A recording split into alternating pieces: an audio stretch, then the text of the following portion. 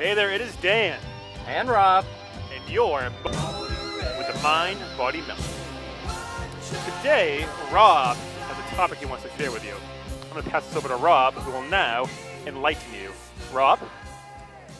Thank you, Dan. Okay, so today I want to talk about yoga. Just got done with a yoga class. Took it with a very, very accomplished yoga instructor. And I got to tell you, it's a reprieve actually from the HIIT type of training that we do. I love HIIT training. It's terrific, but it's good to break things up. We always talk about doing diverse type of things as far as workouts, and yoga is just one of those essential things to get you grounded, both mind and body, get your breathing back in line, and just kind of slow you down. Because, you know, we live with so much stress all the time.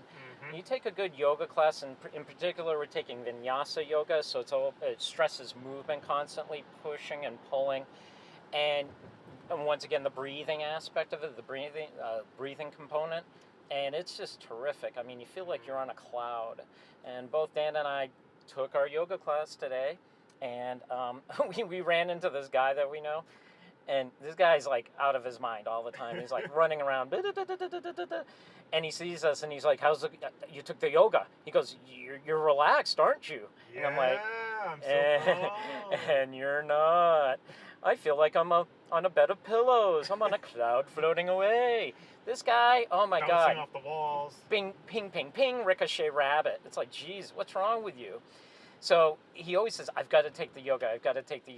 But he's like so ADD, he just can't get his brain around it.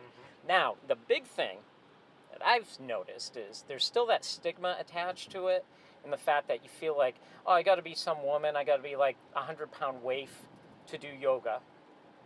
Nonsense. There are people from different shapes and sizes, creeds, colors.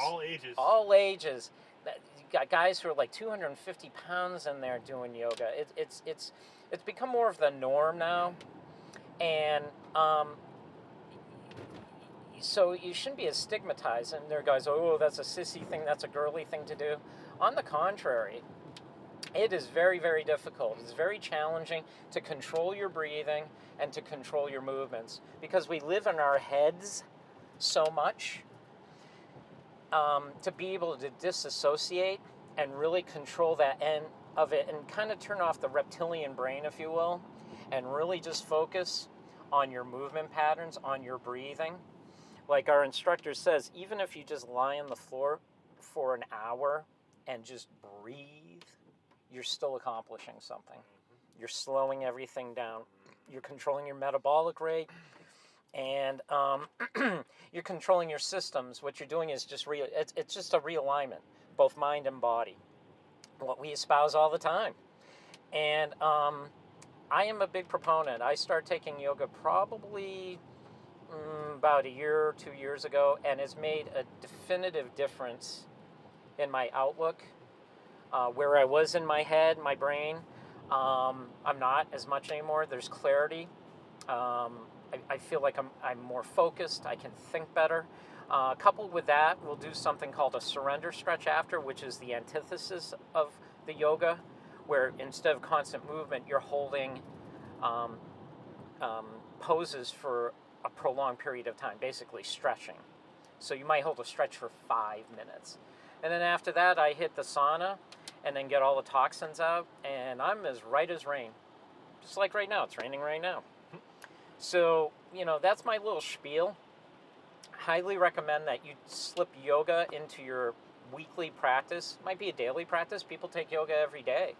It's one of those things, too, where it's not bad on your joints. It keeps you supple. It's great for your skin. I mean, you sweat a ton, especially with the vinyasa, because you're in the room and it's heated to about 95, 100 degrees or so. But after a while, you just don't feel it.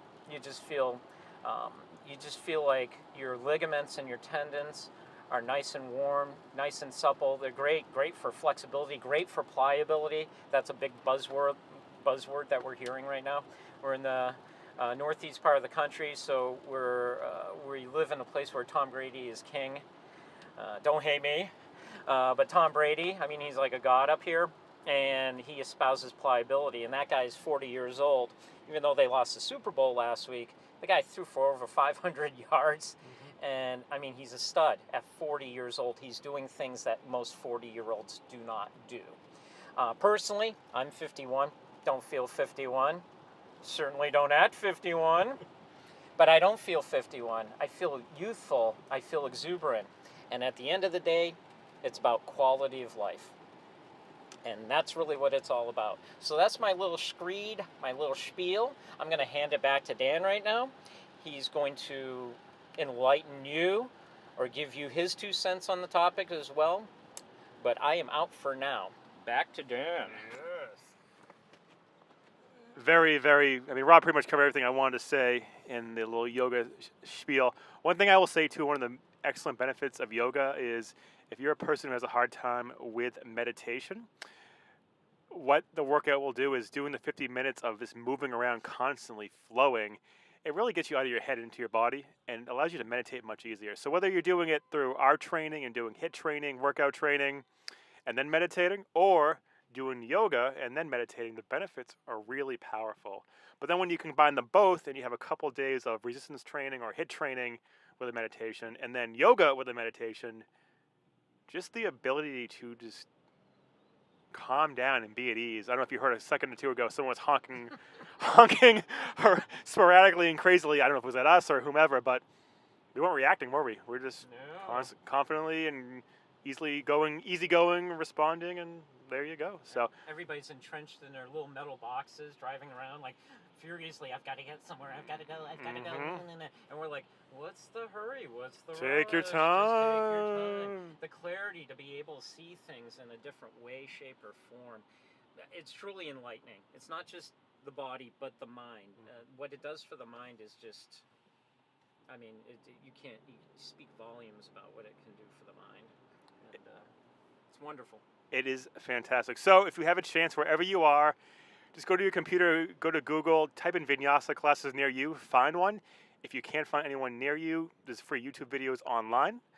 Check them out. Highly recommend them. And until next time.